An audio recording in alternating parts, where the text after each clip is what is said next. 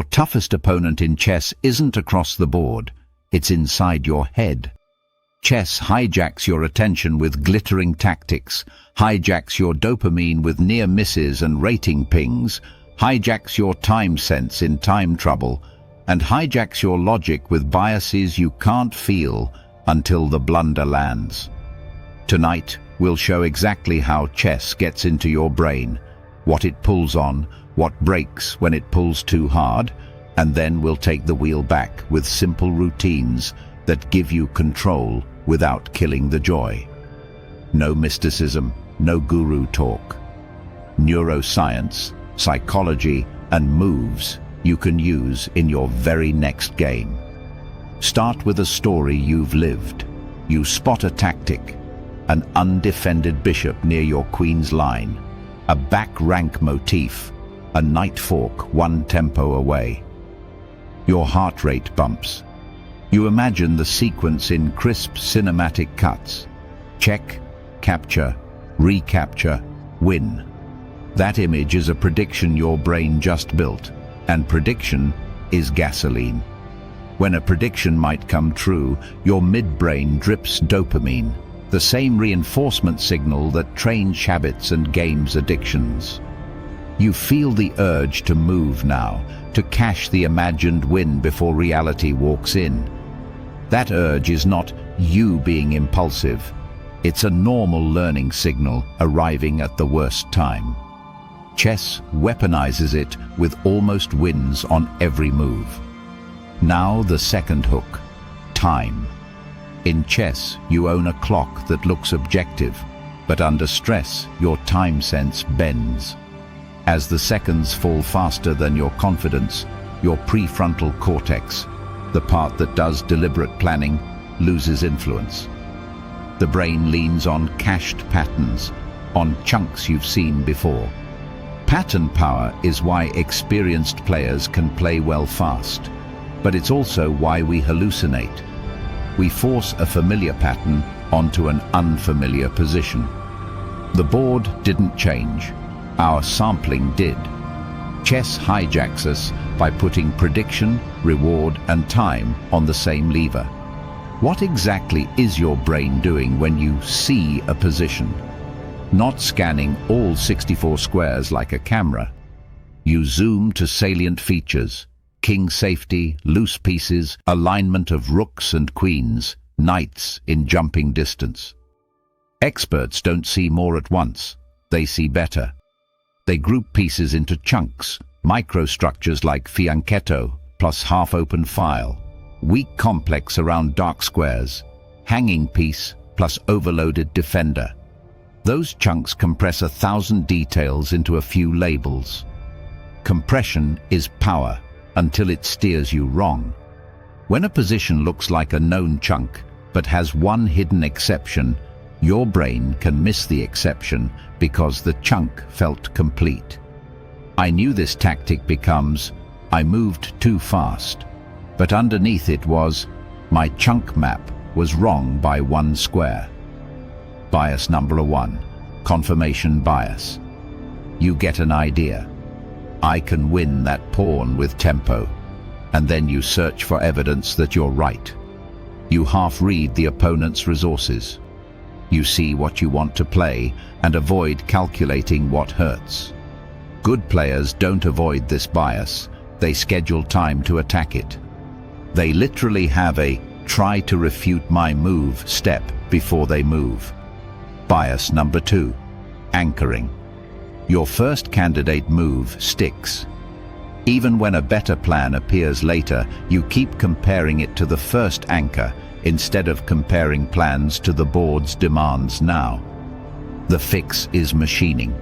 Force yourself to name at least 2 legal candidate moves in any non-trivial position.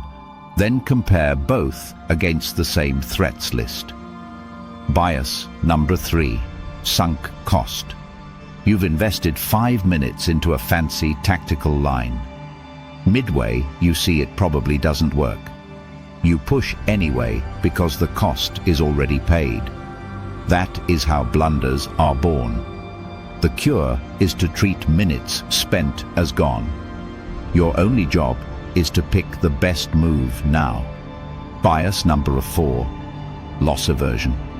Humans hate losing more than they love winning. In chess, this becomes 2 errors. Clutching, refusing to trade a bad piece because you hate giving it up, and rage pushing, overpressing in equal positions because a draw feels like a loss. Both create the exact positions your opponent wanted. Bias number 5, the gambler's fallacy. After 5 losses, you feel due a win. After 5 wins, you feel due a blunder. The board doesn't know runs. The only streaks that exist are your body state, fatigue, tilt, and your opponent's readiness. If you wouldn't make the move at 0-0, don't make it at 3 in a row. Bias number 6, availability bias. The last trap you fell for becomes the next thing you see everywhere. You start overreacting to ghost threats and miss the quiet move that matters. The cure is lists, not vibes. Time pressure deserves its own room. In the last minute, your brain narrows. You stop generating candidates and start scanning for checks, captures, and threats, the emergency kit. That's good triage. It's also how people hang pieces. You check a forcing line, see it's safe, and forget that your move leaves your bishop loose 2 moves later.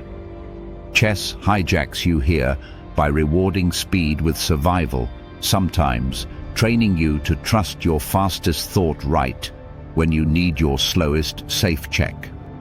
Online blitz pours sugar on all of this. Variable ratio rewards, sometimes you win, sometimes you lose, are the most habit-forming. Ratings go up in satisfying pops. Animations and sound effects nudge your dopamine at the right millisecond. The platform isn't evil. It's designed to keep you playing. But it will teach you reflexes that lose long games if you never practice deliberate scans. Let's flip to physiology and tilt. A blunder spikes cortisol and noradrenaline. Your chest gets warm, fingers tighten, breath gets shallow. The body is preparing to fight, not calculate. In that body, your search tree shallows. You see 1 move ahead where you used to see 3. You become results-driven, win-back material now, instead of process-driven, stabilize king, improve worst piece. Tilt is not a mood. It is a measurable state in your body that shrinks your chess. The good news is that every hijack has a handle. We'll build a simple toolkit you can test today. No memorizing 30 rules. Just a few small levers that turn "my brain betrayed me" into "my routine carried me." Handle 1. A pre-move ritual that lasts 10 to 15 seconds. Sit, exhale for 6 seconds. Ask 1 sentence. What is my opponent threatening? Scan for checks, captures, threats against your king and your loose pieces. Only then generate candidates. This is not a prayer, it's a pattern interrupt. You are telling your midbrain, we do scans before dopamine. Handle 2, the 2-candidate rule. In any position that isn't forced, say 2 legal moves out loud in your head. If you can't, you're anchored. Generate a quiet, improving move as candidate. B. A prophylactic king safety move, a useful rook lift, a useful pawn nudge. Compare both with the same threat list. Many blunders die right here because the quiet move reveals a tactic the flashy move overlooked. Handle 3, the blunder check. Before you move, ask 3 questions that fit in one breath. Does my move allow a check on my king? Does it hang material? Does it walk into a tactic? If any answer is maybe, Find a safer version. This is boring. Boring prevents losing. Handle 4. Time budgeting. Divide your base time into 3 phases: opening, quick, principle-driven, middle game, budget, and critical moments, spend. A simple rule: in a 10-minute game, don't spend more than 20 seconds on a non-critical move before move 15. Save at least 2 minutes for the final 10 moves. In longer games, earmark 40% of your time for the first 20 moves, 40% for the next 15, and 20% for the rest, adjusting when you feel the position heat up. If you feel that heat, king exposed, pawn structure about to lock, immortal tactic sniff, label it critical and buy time. You cannot recover time later. You can only waste it now. Handle 5. The stop sign. When you feel the urge to move instantly because you see it, stop your hand. Wiggle your toes. It sounds silly. It snaps your motor routine. Then run the opponent's best reply first. If their best reply is strong, your tactic is probably fantasy. If it's weak, continue. Handle 6. Structural vision. Pattern hunger feeds on tactics. It starves on structure. Ask one structural question every turn. What changes if I trade this piece? Or, if I lock the pawn chain, who benefits? Structure answers cool dopamine. They keep you playing chess instead of puzzles. Handle 7. King first scanning. In every position, search checks first, but not only yours. Many players do checks for me and forget checks for them after my move. Your blunder check should include, I move. What checks do they have now? This single habit prevents most cheapos. Handle 8. List of forcing moves, then the quiet move. Build the candidate list in order. Their forcing moves, your forcing replies, then the best non-forcing improving move you can find.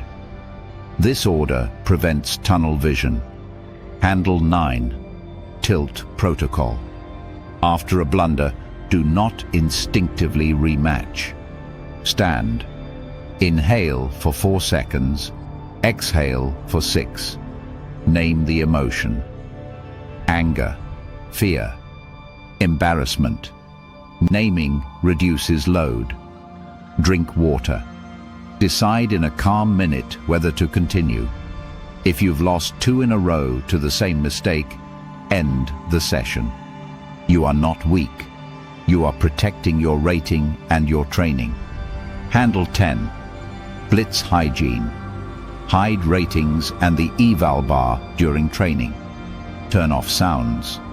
Cap sessions by number of games, not time. Add increment +2 or +3 when you're working on quality. Endless 3+0 trains, panic prioritization. Occasional 5+3 trains chess. Handle 11. Endgame anchors. Most games are decided by 1 or 2 endgame patterns. Learn 5 cold. Opposition in king and pawn. The square of the pawn rule. Lucina rook bridge. Philidor rook defense. And the concept of creating a second weakness. These 5 are the antidote to late-game hallucinations. When the board is simple, your brain can stay calm if it has trusted anchors. Handle 12. Opening guardrails. Play openings that match your psychology. If you tilt into tactics, choose openings that give you healthy structures and quick development over poisoned pawns. Build a principles pack for the first 8 moves. Develop minor pieces, fight the center, castle, connect rooks. Memorize plans, not 20-move lines you'll forget under stress. Guardrails prevent you from self-sabotage in the first 10 moves. Training is where hijacks either get worse or heal. Tactics sites can teach you motifs or teach you to move instantly. The difference is how you use them. Train themes in blocks: forks today, pins tomorrow, discovered attacks Wednesday, with a 3-second pause before every first move to run a mini blunder check. If you can't explain why the tactic works in words, overloaded bishop, remove the defender, you didn't learn it, you guessed it. Lower your rating filter to make sure you're learning patterns, not flexing. Use engines like a coach, not a judge. After a game, write 3 sentences without an engine. Plan, mistake, lesson. Only then turn the engine on. If it suggests a better move, don't just nod. Ask, why does this win a tempo? Or, what square becomes weak? Write that in human words. You're not training the engine, you're training the part of you that will have to move without it. Study models who fit your brain. If you are a counter-puncher, watch games from players who loved prophylaxis and restraint. If you crave initiative, study attacking players who still respected king's safety. But study with a pen. At each move, pause and pick a candidate. Your guess matters more than their brilliance. You can't absorb a plan you didn't try to make. Chess also hijacks with story. I am an aggressive player. I'm bad at endgames. Labels become cages. Replace identity with behavior. In equal middle games, I often avoid trades. I will practice trading into small endgames for 2 weeks. Behavior can change. Identity will catch up later if it needs to. Let's get specific with common traps and the counter habits that crush them. Trap: seeing a tactic and forgetting king safety. Counter: require king safety questions before every capture. After I take, how many attackers point at my king? Count them. Trap: playing the move that looks nice. Counter: write a 1-sentence purpose for your move in your head.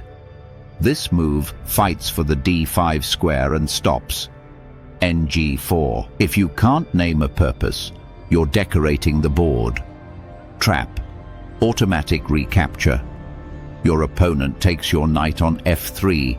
You auto-take with the queen because we recapture. Sometimes letting the capture stand and playing a Zwischenzug, an in-between move, wins a tempo.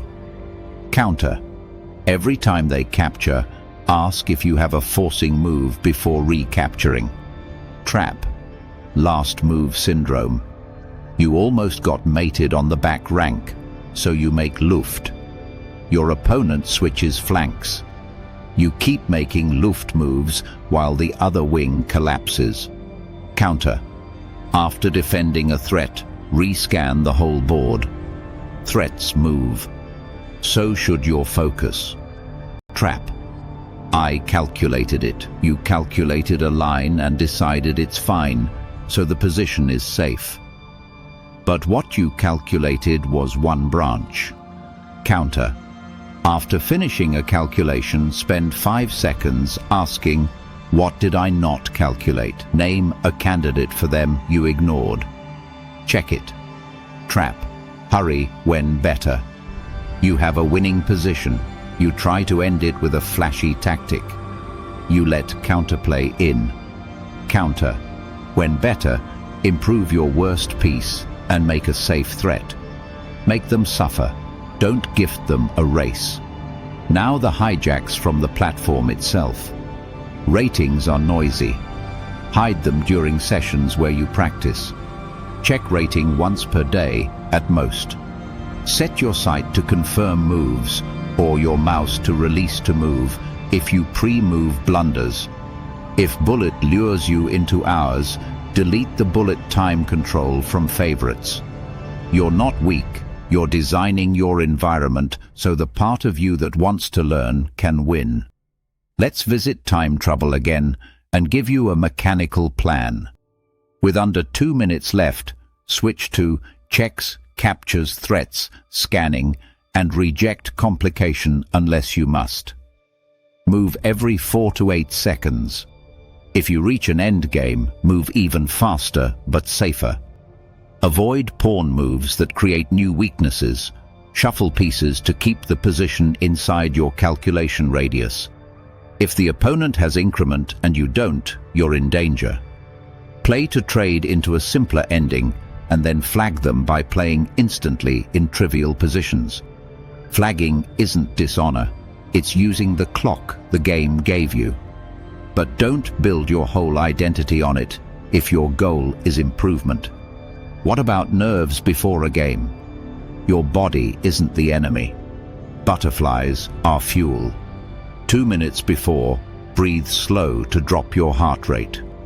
Squeeze your hands hard for 5 seconds and release to burn off jitter. Drink water. Decide one process goal. I will do the blunder check on every move, or I will generate 2 candidates before move 15. Winning is not a process goal, it's an outcome. Process goals survive both wins and losses. We should talk about flow. Flow is that feeling of effortful ease. You're challenged just enough. Time is there when you need it. Patterns pop cleanly. Flow thrives on clear goals, immediate feedback, and manageable stakes. You can create it. Pick time controls where you aren't rushing. Increment helps. Pick opponents near your rating, not grandmasters and not beginners. Play in a quiet environment. Keep the board theme simple.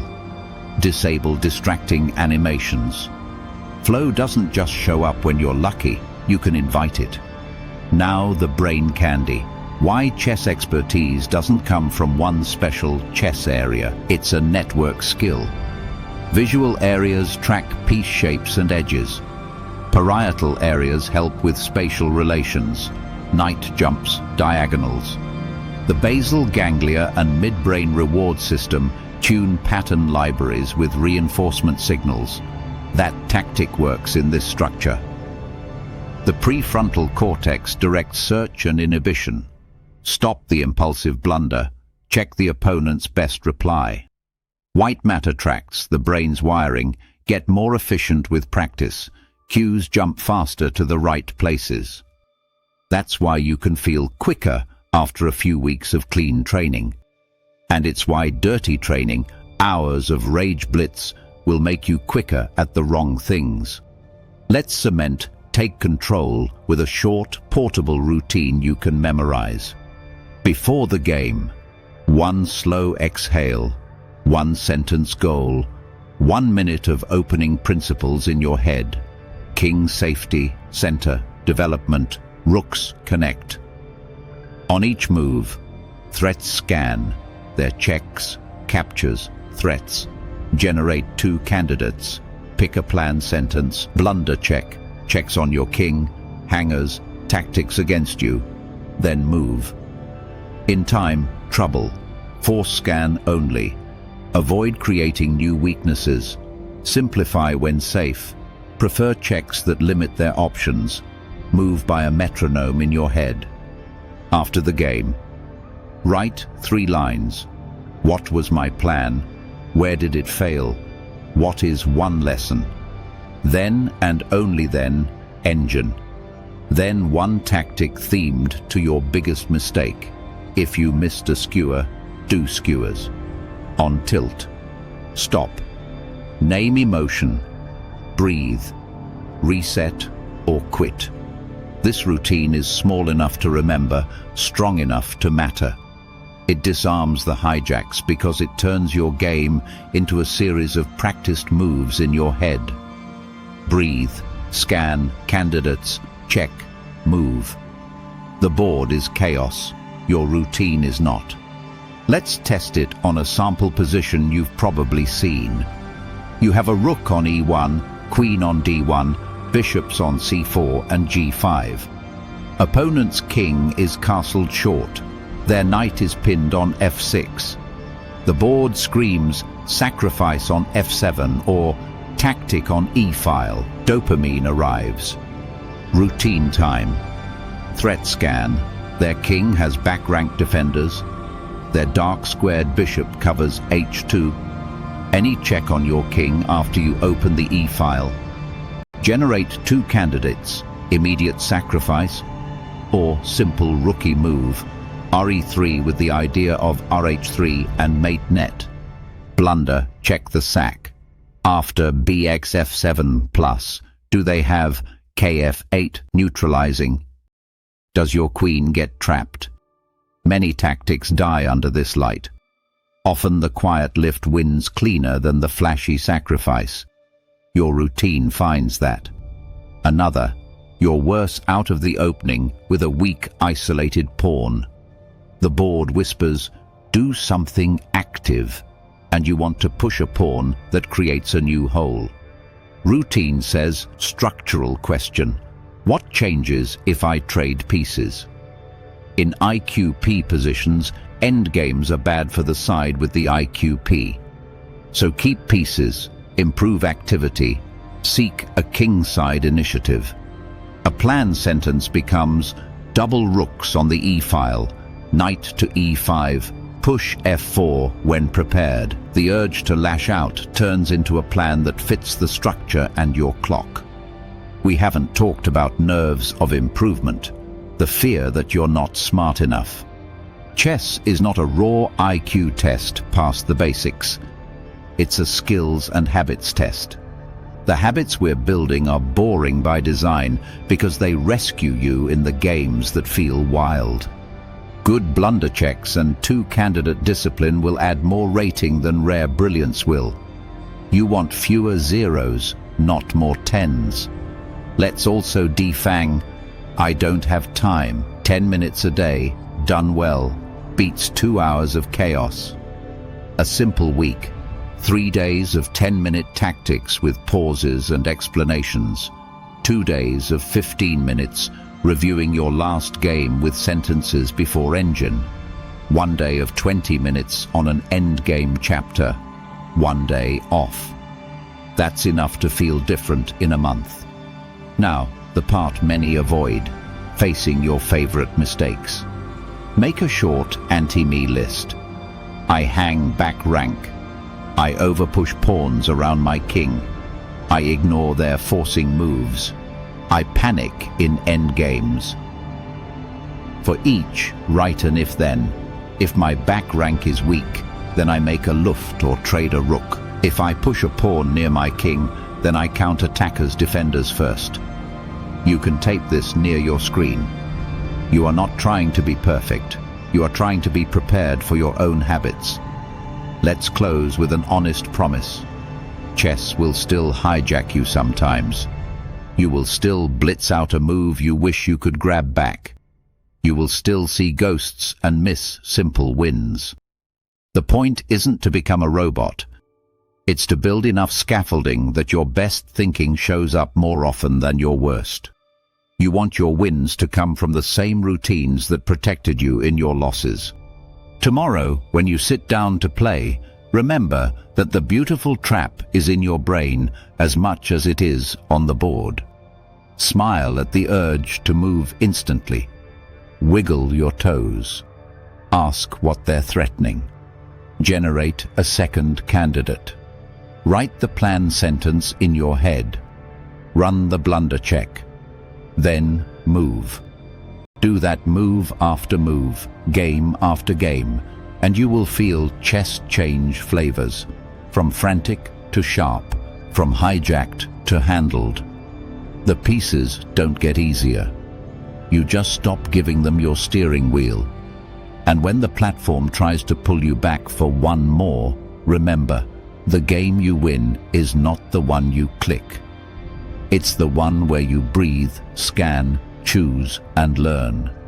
That is how you take your brain back from chess and keep the joy that made you love it in the first place.